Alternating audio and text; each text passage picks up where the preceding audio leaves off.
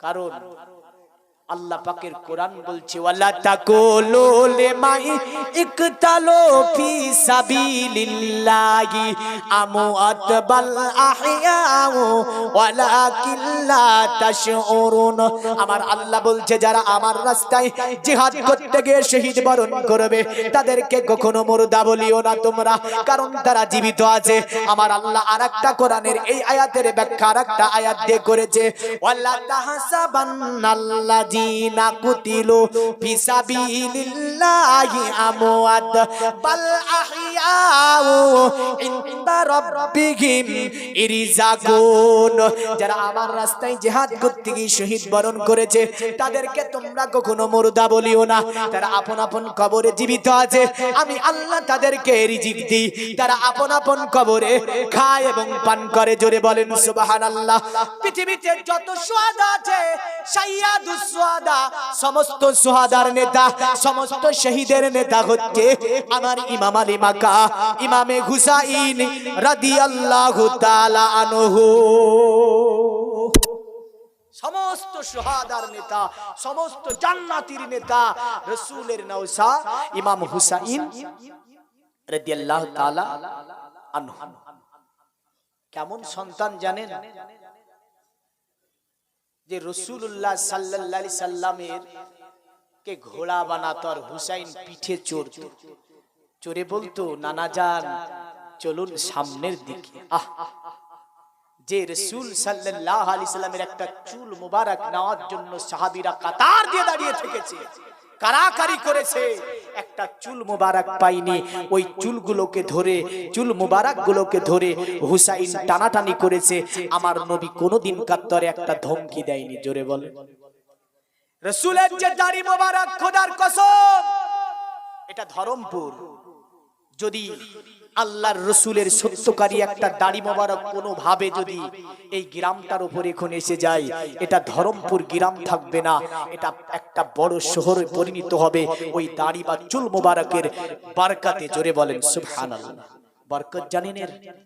আর আমার হুসাইন ওই দাড়ি মোবারক ধরে রাসূলের টানাটানি করে, তো আমার নবী পাক কোনোদিন হুসাইনকে একটা ধমকি দেয় না। এ কে আজিজ যে এত বড় গাদ্দারি করল আমার হুসাইনকে নিয়ে গিয়ে তাকে আমি জান্নাতি বলবো? হতে পারে না। একজন মুমিন কখনো ওকে জান্নাতি বলতে পারে না। শুধু তাই নয়, হুসাইন কে ছিল?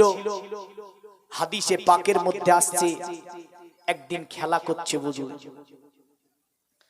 আল্লাহর নবী বলছেন এ হাসান তুমি হুসাইনকে পরাজিত করো। মানে দুই ভাই কুস্তি লড়াই করছে। মা ফাতেমা গেটের উপর দাঁড়িয়ে আছে। মা ফাতেমা ডাক দিয়ে বলে ইয়া রাসূলুল্লাহ, এ কেমন শিক্ষা আপনার? বলে কেন? বলে আমার আব্বা হুসাইন ছোট, হাসান হচ্ছে বড়, আর আপনি বড়টাকে বলছেন ছোটটাকে পরাজিত করতে। আপনার তো দরকার ছিল হুসাইনের দিকে হয়ে কথা বলা। এ আব্বা আপনি কেমন কথা বলেন? আমার নবী ফাতেমার দিকে তাকিয়ে বলে ফাতেমা, এ বেটি ফাতেমা, আমি নবী যা দেখতে পাই তা তুমি দেখতে পাও না, আমি নবী যা শুনতে পাই তা তুমি শুনতে পাও না। এ ফাতেমা, আমি যেমন হুসাইনের দিকে দাঁড়িয়ে কথা বলছি, বিপরীত দিকে হুসাইন, হুসাইনের দিকে জিবরিল আলাইহিস সালাম দাঁড়িয়ে কথা বলছে। জোরে বলেন সুবহানাল্লাহ। জিবরিল বলছে হুসাইন তুমি হাসানকে পরাজিত করে দাও। তাই নবী বলছে হাসান তুমি হুসাইনকে পরাজিত করো। বলে ফাতেমা, যিনি মুআল্লিমুল মালায়েকা রাহমাতের ফেরেশতার লিডার, যিনি ওহীর বাহক জিবরাইল হুসাইনের দিকে হয়েছে, তাই আমি নবী হাসানের দিকে হয়েছি। হুসাইন কে ছিল? যার সঙ্গে আল্লাহর ফেরেশতার লিডার জিবরিল আলাইহিস সালাম যার সঙ্গে খেলা করত। জোরে বলেন সুবহানাল্লাহ। তবে মনে রাখবেন হাদিস শরীফ কানা আপনার মাসনাদে আহমদে একটি হাদিসে এরকম বর্ণনা হয়েছে, আল্লাহর নবী সাল্লাল্লাহু আলাইহি ওয়াসাল্লাম নামাজ পড়াচ্ছেন মসজিদে নববীতে। নবী পাক আমার মসজিদে নববীতে নামাজে দাঁড়িয়ে গিয়েছেন। নবী পাকের পিছনে ইক্তেদা করেছে সাহাবীরা। আমার নবী রুকু থেকে সিজদাতে চলে গিয়েছে। ইতিমধ্যে হুসাইন আসার পরে গর্দানের উপর বসে গেল। হুসাইন কিন্তু নামতে চাই না। বিশ্বনবী ভাবে যদি আমি এখন সিজদা থেকে মাথা উঠিয়ে নি, হুসাইন পড়ে যাবে, হুসাইন বড় ব্যথা পাবে। আর আমি নবী হুসাইনের ব্যথাকে বরদাস্ত করতে পারি না, আমি নবী হুসাইনের কষ্টকে সহ্য করতে পারি না। তাই নবী পাক সিজদাতে যেন দীর্ঘক্ষণ ধরে থেকে যায়। সাহাবীরা মনে মনে ভাবছে নবী পাক আমার কেন সিজদা থেকে মাথা উঠায় না? আল্লাহর নবীর উপরে কি কোরআন অবতীর্ণ হলো নাকি ওহী অবতীর্ণ হলো? আমরা হলে টুকি মেরে দেখবো ইমাম কি করে। দেখবো না? দেখবো না? দেখবেন না? টুকি মেরে একবার দেখে নি দিন ইমামটা কি করে, ইমামটা উঠে না কেন? কিন্তু সাহাবীরা তো টুকি মারা লোক না, না টুকি মারা লোক। সাহাবীরা কিন্তু টুকি মেরে দেখবে না, নবী যখন বলবে উঠবে, নতবা যদি 2 ঘন্টা তো 2 ঘন্টা সিজদা থাকবে। জোরে বলে তাসবিহ পড়ছি। বিশ্বনবী দীর্ঘক্ষণ ধরে আল্লাহু আকবার বলে সিজদা থেকে মাথা উঠালেন। আল্লাহর নবীর পিছনে সাহাবীরা নামাজ কমপ্লিট করলো। আল্লাহর নবীকে সাহাবীরা বলছে নবী গো আপনি যদি অনুমতি দেন, আপনি যদি পারমিশন দেন, আপনি যদি ইজাজত দেন, একটা কথা আপনাকে জিজ্ঞাসা করব। আমার নবী বলে ওগো আমার সাহাবীরা, এ আমার সাহাবীরা বলো এমন কি কথা জিজ্ঞাসা করবে? সাহাবীরা বলে ইয়া রাসূলুল্লাহ অনেক দিন আপনার পিছনে নামাজ আদা করেছি, কোনদিন এত বড় সিজদা তো হয় না। কারণ আজকের নামাজের মধ্যে একটা যে সিজদা যেন দীর্ঘ লম্বা হয়ে গেছে, একটা সিজদা যেন দীর্ঘ অতি বড় হয়ে গেছে। আমার নবী বলেছিল সাহাবীরা, আমার সাহাবীরা বলো তোমরা কতবার তাসবিহ পড়েছো? কেউ বলল ইয়া রাসূলুল্লাহ আমি আজকে এই তাসবিহটা সুবহানা রাব্বিয়াল আলা আমি 72 বার পড়েছি। আবার কেউ বলল ইয়া রাসূলুল্লাহ আমি 74 বার পড়েছি। নবীর দুটি চোখ দিয়ে পানি ঝরতে লাগলো। সাহাবীরা বলে ইয়া রাসূলুল্লাহ আপনার চোখ দিয়ে কেন এমন করে পানি ঝরে যায়? নবী বলে আর জিজ্ঞাসা করিও না আমাকে, রাজের কথা আমাকে আর তোমরা জিজ্ঞাসা করিও না। সাহাবীরা বলছে ইয়া রাসূলুল্লাহ একটু বলুন কেমন এর মধ্যে রাজ আছে? আমার নবী বলে সাহাবীরা যেহেতু শুনতে চাইছো আমি নবী বলছি, আমি যখন সিজদায় গিয়েছিলাম হুসাইন আমার স্কন্ধে এসে বসে যায়।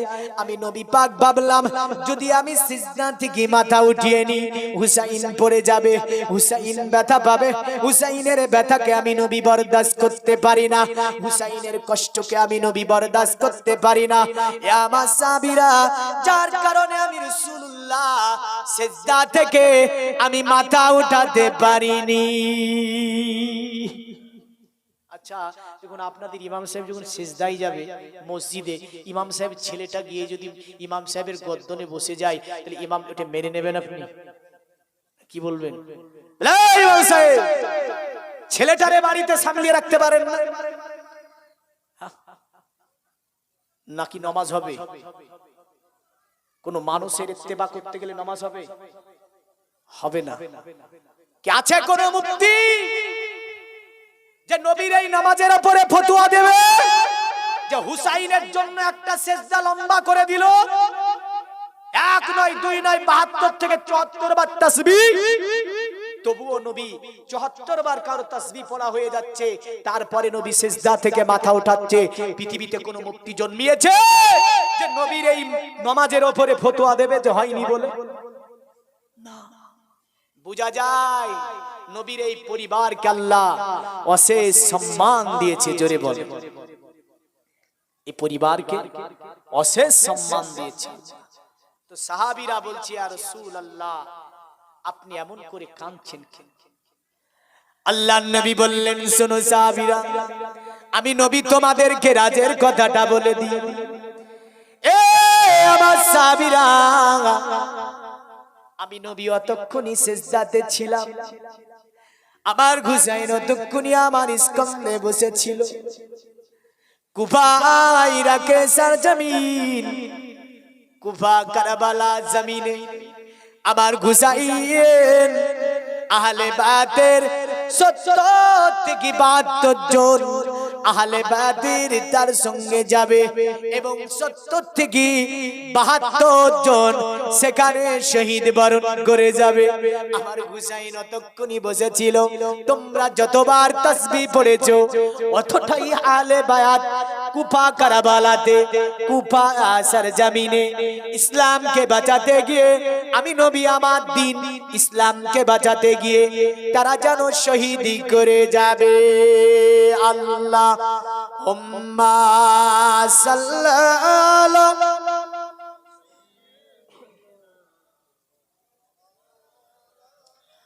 ওয়া আলা আলিহি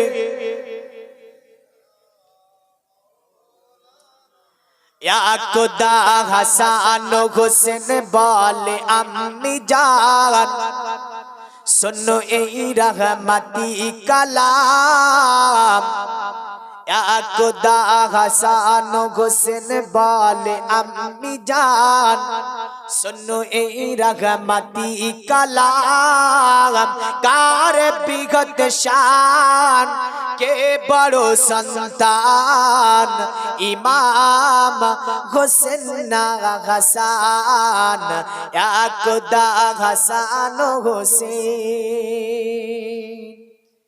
যখন ঘেরে গেল মা ফাতেমা জাগুরা, কারণ মা ফাতেমা নিজের ছেলের প্রশ্নে তাজ্জুব হয়ে গিয়েছে। যখন ঘেরে গেল মা ফাতেমা জাগুরা, যখন ঘেরে গেল মা ফাতেমা জাগুরা, শুনতে কালাম এ মোদেরি কি রঙ শান কার বিগত শান কে বড়ো সন্তান ইমাম হোসেন হাসান খুদা হাসান হোসেন। দৌড়ে গিয়ে বলে ও যে হুসাইনা কে বলো আর কে ছোট নানা বলো না, জোরে বলেন। নানাকে বলছে নানা বলো তো কাটটা ভালো, বলো দেখি। তো নবী ভাবছে কাটটা বলি, যদি এটা বলি ও দুঃখ পাবে আর যদি এটা বলি তো দুঃখ পাবে। দৌড়ে গিয়ে বলে ও যে হুসাইনা কে বড় আর কে ছোট নানা বলো না। আল্লাহ বলে ও জিবরিল শোনো না, জোরে বলেন। আল্লাহ বলে ও জিবরিল শোনো না, জলদি করে জান্নাতি সে বানাও না। জিবরিল বলছে আল্লাহ কি হবে? বলে দেখো না দুনিয়াতে আমার নবীকে প্রশ্ন করেছে জান্নাতের দুটি সর্দার, তো নবী ভাবছে কারে বলবো, এই ফয়সালা আমার আল্লাহ দেবে, জোরে বলে। আল্লাহ বলে ও জিবরিল শোনো না, জলদি করে জান্নাতি সে বানাও না। আল্লাহ বলে ও জিবরিল শোনো না, জলদি করে জান্নাতি সে বানাও না। दोनों के दोनों तक पर करो ना बयान, আমারে নবী দুজাহা করেছে যে দিয়ান, একদা হাসান হোসেন একদা হাসান হোসেন বলে আম্মি জান सुनो ए रहमती कलाम कार बिगत शान के बड़ो संतान इमाम हुसैन हसन। জিবরিল এলো যে নবী তারে জান্নাতি से भी बेटे दिलो दोनों के तकबारे जिबरिल एलो जे नबी तारे जन्नती से बेटे दिलो दोनों के तकबारे जिबरिल बोले ओ गोनो बिदो जहान जिबरिल बोले ओ गोनो बिदो जहान জান্নাতি ফুল দুটি হোসেন আর হাসান জোরে বলবেন না কারণ ইমাম আলী মাকা ইমামে হাসান এবং হুসাইনের হচ্ছে জান্নাতের ফুল কোথাকার ফুল জান্নাতের ফুল জান্নাতি ফুল দুটি হোসেন আর হাসান একদা হাসান হোসেন একদা হাসান হোসেন বলে আম্মি জান শোনো এ রহমতি কালাম কার বিগত শান কে বড় সন্তান ইমাম হোসেন না হাসান একদা হাসান হোসেন আল্লাহুম্মা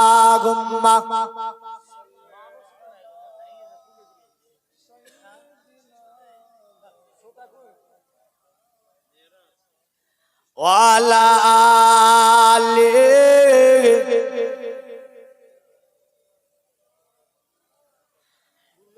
এ পৃথিবীর মুমিন মুসলমান আমরা সকলেই জানি যুদ্ধটা হয়েছিল কার সঙ্গে একদিকে ছিল আমিরে মাবিয়ার সন্তান আজিদ দ্বিতীয় দিকে ছিল হযরতে আলীর সন্তান হযরতে হুসাইন জোরে বলেন জগতের মুমিন মুসলমান তবে কুফাবাসী যে চিঠিগুলো পাঠিয়েছিল মদিনার মানুষ জানতো আমার নবী পাক একদিন মদিনা সাহাবীদেরকে বলছে শোনো আমার সাহাবীরা আমি নবী পাক চলে যাবার পরে তোমরা আমার হুসাইন হাসানের অনুসরণ করবে আমার হাসান হুসাইনের অনুসরণ করবে তবে শোনো আমি নবী তোমাদেরকে বলে যাচ্ছি আমার হুসাইন যেই দিন এই মদিনা শরীফের বাইরে চলে যাবে আমার হুসাইনকে তোমরা আর ফিরাতে পারবে না আমার হুসাইন আর ফিরে আসবে না কারণ হুসাইনের ঘটনা সকলেই জানতো আমার নবী পাক হুসাইনের আকিকার দিনে আল্লাহর নবী পুরো ঘটনাটা বলে দিয়েছিলেন কুফা সরজমিনের মাটি পর্যন্ত দিয়ে দিয়েছিলেন আমার নবী পাক বলে দিয়েছিলেন হুসাইন কুফা কারবালা ছাড়া পৃথিবীর কোনো জায়গা নাই যে আমার হুসাইনকে শহীদ করতে পারবে যার কারণে আল্লাহর নবী হুসাইনের স্কন্ধের উপরে নবী পাক যেন হুসাইনকে কোলে নিতেন আর আমার নবী স্কন্ধের উপরে গর্দানের উপরে বারবার চুমা দিতেন আর নবীর যেন নয়ন মোবারক দিয়ে পানি যেন বেরিয়ে যেত আমার নবী এত চুমা দিয়েছিল এত চুমা দেওয়া হয়েছিল বর্ণনার মধ্যে আছে যে পৃথিবীর কোনো ধারালো অস্ত্র নাই যে ওই জায়গাকে আপনার ওই জায়গাতে আঘাত করে যা শিরচ্ছেদ করা যাবে এটা আমার হুসাইনও জানতো কারণ আমার নানা এত কেন চুমু দেয় আমার স্কন্ধের উপরে তো পৃথিবীর মুমিন মুসলমান নবী বলেছিল আমার হুসাইনকে মদিনার বাইরে তোমরা যেতে দেবে না মদিনার অধিবাসীরা জানতো হুসাইন যদি বাইরে চলে যায় আমার হুসাইনকে ফিরে পাবো না হুসাইনকে তাই মসজিদে নববীর ইমাম বানিয়ে নিয়েছিল তারা আমার নবী পাক যদিও দুনিয়ার জমিন থেকে চলে গিয়েছিল তারা হুসাইনের দিকে তাকিয়ে আমার নবীর ব্যথা বেদনা আমার নবীর প্রেম বেদনাকে ভুলে থাকতো আমার নবী পাকের পিছনে নামাজ পড়া থেকে যদিও তারা বিরত হয়েছিল কিন্তু আমার হুসাইনের পিছনে নামাজ পড়ে তারা যেন ওই আপনার মজা পেত যে মজা আমার রাসূলের পিছনে নামাজ পড়ে পেত জোরে বলেন সুবহানাল্লাহ তাই মদিনার সাহাবীরা হুসাইনকে এত প্রেম করত, এত ভালোবাসতো যে তারা মনে করত কোনদিন কাত্তরে হুসাইনকে আমরা মদিনার বাইরে যেতে দেব না, কোনদিন কাত্তরে আমরা হুসাইনকে মদিনা থেকে যেতে দেব না। কিন্তু আল্লাহ পাকের লেখনী নবী পাকের আপনার কি ভবিষ্যৎবাণী কিঞ্চিত পরিমাণে দিক ওদিক হবে না। নবী যে ভবিষ্যৎবাণী দিয়েছে তা আপনার সেইভাবেই সংগঠিত হবে। আপনার কেন আমার নবী তো ভবিষ্যৎবাণী দিয়েছে। এইদিকে কোফা থেকে চিঠি আসতে শুরু করলো, খুব সংক্ষিপ্ত করে বলে কারবালার জমিনে আমার হুসাইনের সঙ্গে কি ঘটনা ঘটেছিল এই বিষয়টা একটু আমাদেরকে শুনতে হবে। আপনার যখন চিঠি আসতে শুরু করলো ইমাম আলী মাকা ইমামে হুসাইনের কাছে, প্রথম চিঠি যখন যেই দিন আসে পৌঁছালো মসজিদে নববীতে আমার ইমাম আলী মাকা ইমামে হুসাইন, আপনার দেখতে চাঁদের মতো চেহারা ছিল। আহলে বাইতের চেহারা চাঁদের চেয়েও উত্তম হয়, জোরে বলেন সুবহানাল্লাহ। কারণ আমার নবী পাকের চেহারা ছিল 14 তারিখের চাঁদের চেয়েও উত্তম চেহারা। নবীর চেহারা দেখলে সূর্য পর্যন্ত লজ্জা পেত। আর আমাদের মধ্যে কেউ কেউ এসে বলল, আরে নবী তো হাম জৈসা বাশার, নবী তো আমাদের মতো একটা মানুষ, জুতা পিটা করবে। বুঝলেন, নবীকে যারা এক্সাম্পল দিবে আমাদের মতো, আল্লাহ বলছে এমন একটা মানুষের তোমাদের অনুসরণ করতে বলেছি যিনি তোমাদের মতো নয়। যদি তোমাদের মতো মানুষের আমি অনুসরণ করতে বলতাম তোমরা পথ হারিয়ে ফেলতে। কি হারিয়ে ফেলতে? পথ হারিয়ে ফেলতে তোমরা। কারণ এমন মানুষের অনুসরণ করতে বলেছি যে কখনো মিথ্যা বলবে না, চুরি করবে না, গীবাত করবে না। এই পাঁচগুলোই ওর মধ্যে আমি আল্লাহ রাখিনি। তাকে বড় ভালোবেসে প্যার করে আমি আল্লাহ আমার মনোনীত পয়গম্বর করে আমি আল্লাহ তৈরি করেছি। জোরে বলেন সুবহানাল্লাহ। এই নবীর সঙ্গে কারো তুলনা হয়? হয় না। তো রাসূল সাল্লাল্লাহু আলাইহি সাল্লামের নওসার সঙ্গে কারো তুলনা হয়? হয় না। কারণ কবি একটা জায়গায় বলেছেন, তেরি নসলে পাক মেঘে বাচ্চা বাচ্চা নূর কা। বুঝতে পারছেন? মানে হে নবী, আপনার বংশে এসেছে বাচ্চা বাচ্চা নূর, মানে হুসাইন, হাসান, আলী, এমন করে ফাতেমা। জোরে বলেন সুবহানাল্লাহ। तेरी नस्ले पाक में बाचा बाचा नूर का, तू ये अगले नूर का, तेरा सब घराना नूर का। जोरे जोरे बोलें सुभान अल्लाह। नबी के शुद्ध नूर बोले ना, बोले तेरा सब घराना नूर का। ए नबी আপনার ঘরের মধ্যে যারা আপনার আসল থেকে এসেছে, নসল থেকে এসেছে, ওই ঘরটাই যেন একটা প্রদীপ, ওগুলা সবগুলোই যেন জ্যোতি, আলো। জোরে বলেন সুবহানাল্লাহ। সুবহানাল্লাহ। तेरी नस्ले पाक में बाचा बाचा नूर का, तू ये अगले नूर का, तेरा सब घराना नूर का। आ गए सरकार,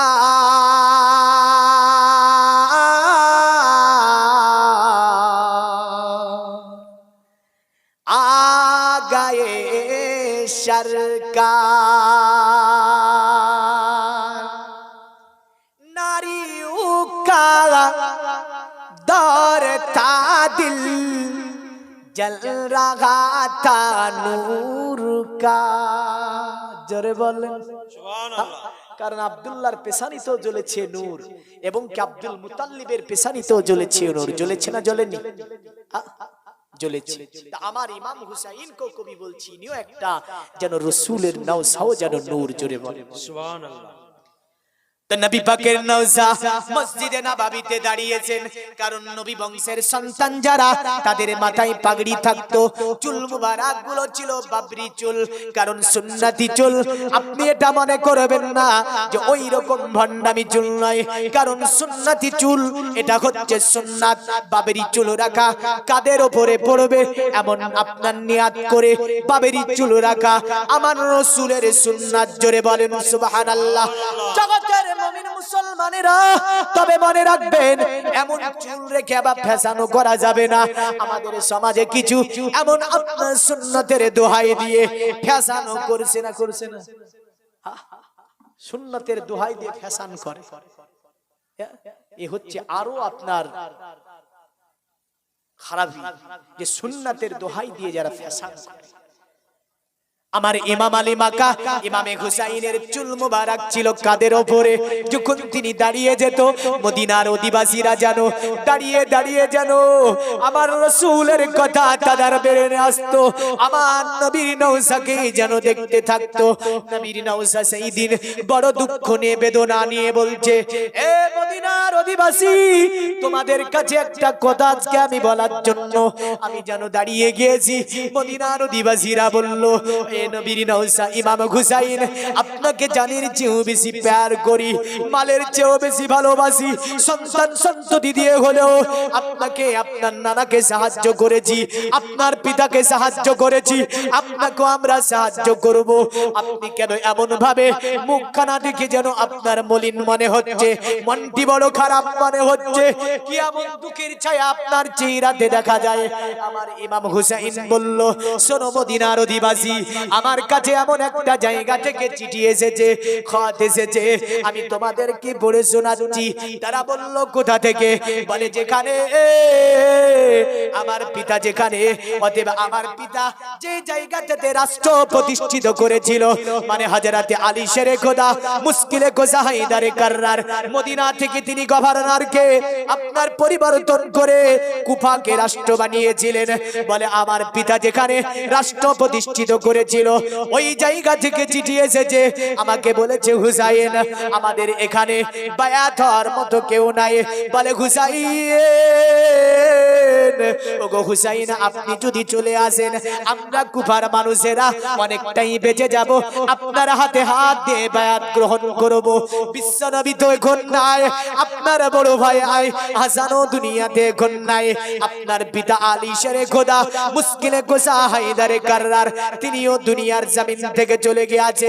এখন আমাদের এখানে ওই জিয়াদ, আব্দুল্লাহ বিন জিয়াদকে পাঠানোর জন্য, ওই যে আপনার দামেস্ক থেকে কে আমিরে মুবিয়ার সন্তান যেখানে রাজত্ব করে ওখানকার আপনার শাসক যিনি, তিনি পাঠানোর জন্য বলে। কিন্তু আপনার কুফাবাসী নবীর আহলে বায়াতকে মানব, নবীর আহলে বায়াতের হাত দিয়ে আমরা বায়াত গ্রহণ করব। আমিরে মুবিয়ার সন্তান ওই আজিদের যে প্রেরিত দূতের কাছে আমরা বায়াত গ্রহণ করতে খুশি নয়। ওগো হুসাইন, দয়া করে আপনি যদি এসে যান, আমরা কুফাবাসী আপনার হাতে হাত দিয়ে বায়াত গ্রহণ করে নেব।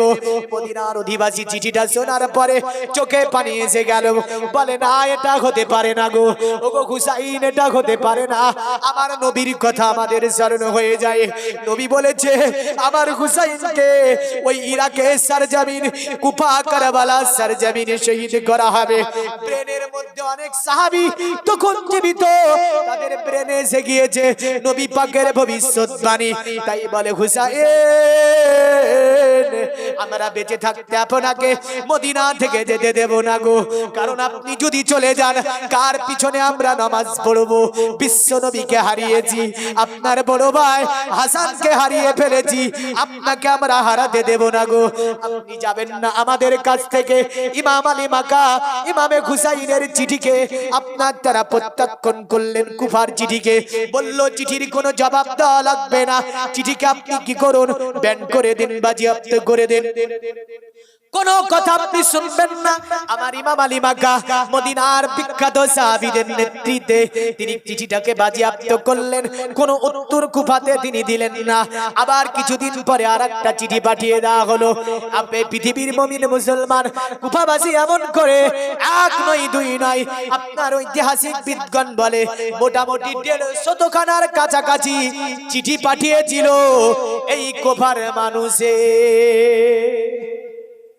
কতখানা? 150 খানার কাছাকাছি চিঠি পাঠাচ্ছে কোথায়? রাসূলের নাওসার কাছে। কিন্তু মদিনার অধিবাসী বড় প্যার করে, বড় ভালোবাসে, হুসাইনকে যেতে দেবে। যখন 150 খানা চিঠি এসে গেল, আল্লাহর নবী নওসাদ সে চিঠি নিয়ে মদিনার মসজিদে নববীতে জুম্মার দিনে তিনি দাঁড়িয়ে গেলেন মেহরাবের উপরে। দাঁড়িয়ে বলল, শোনো মদিনার জনগণ, আমি হুসাইন আমার কাছে কুফাবাসী এক করে চিঠি পাঠিয়ে দিয়েছে। আমাকে বলেছে কিয়ামতের দিন যদি আমরা পথভ্রষ্ট হয়ে যায়, যদি আমরা পথ হারিয়ে ফেলি, এ হুসাইন সেই দিন তোমাকে জবাব দেওয়া লাগবে, কারণ আমরা কাউকে পাচ্ছি না যে তার হাতে আমরা বায়াত গ্রহণ করব। আমার ইমাম আলী মাকা ইমাম হুসাইন চোখে পানি নিয়ে বলল, শোনো মদিনার অধিবাসী, আমি হুসাইন, আমাকে আর আটকেও না গো তোমরা। আমি হুসাইন, আমাকে যেতে দাও। ওই কুফা আমি যাব, কারণ আমি কুফার ওই যুদ্ধ বা শহীদকে আমি ভয় পাই না, কিন্তু কিয়ামতকে আমি ভয় পাই, জাহান্নামের আগুনকে আমি ভয় পাই। ওই দিন রাসূলের সম্মুখে যদি আমি অপমানিত হয়ে যাই, ওটার চেয়ে বড় কিছু আমার কাছে আর যে কিছুই নাই। কারণ আমার নানা জান যদি আমাকে প্রশ্ন করে দেয়, আমি হুসাইন জবাব দিতে পারবো না। আল্লাহুম্মা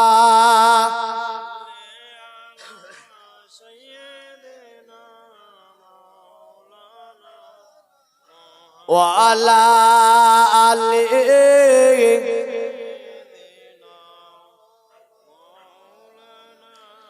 যে আগুন ভয়াবহ 70 গুণ, যে আগুনে পুড়ে কেউ হবে না তখন।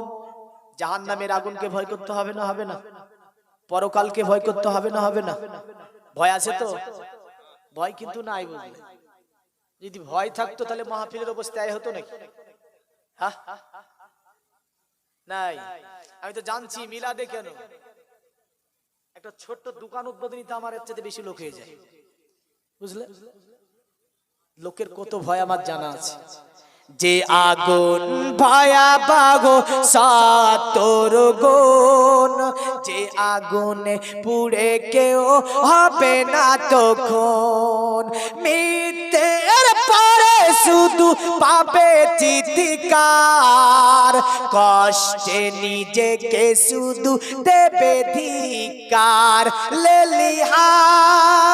লেলিহান সে আগুনে জ্বলবে শুধু, আল্লাহর দয়া ছাড়া পাবে না যাবে। কি করে ভাবছো তুমি জাহান্নামে, কিছুদিন পুড়ে ঠিকই পাবে জান্নাত। এতটুকু সইতে কি পারবে তুমি, দুনিয়ার আগুনে রেখে দেখো হাত। আমরা ভাবছি যা হবে পরে দেখা যাবে, এ আশা আছে না নাই? তাই তো পালিয়েছে সব, যে যা হবে পরে দেখা যাবে, এখন পালায় আরাম করি। হ্যাঁ, দুনিয়ার আগুন একটু দিয়ে দেখো, 5 সেকেন্ড দিয়ে দেখলে বুঝতে পারবে। পাপ করে আজও যে নেই কোনো অনুশোচনা, পাপ করা গুনাহ যেটা হয় না মনে আছে? কিছুই মনে নাই। গোটা সারা লাইফ অন্যায়, অত্যাচার, অবিচার, জুলুম, সুদ, ঘুষ সব করেছে। যখন আর কিছু হচ্ছে না, দেখছে মাজায় ব্যথা, হাঁটু ব্যথা, এ ব্যথা, ও ব্যথা, বাড়িতে কাশ ফুটাতে আর পুত্রবধূ মানে বাড়ির বউ মারা থাকতে দেয় না, তো তখন যাই মসজিদে গিয়ে আল্লাহ আল্লাহ আল্লাহ আল্লাহ করে না? এমন মানুষ আছে না? হ্যাঁ? আল্লাহ বলছে তোকে ঝাঁটা মেরেছে বাড়ির মানুষ, এখন তুই এসেছিস আমার মসজিদ, যতক্ষণ তোর শক্তি ছিল অতক্ষণ আসিস।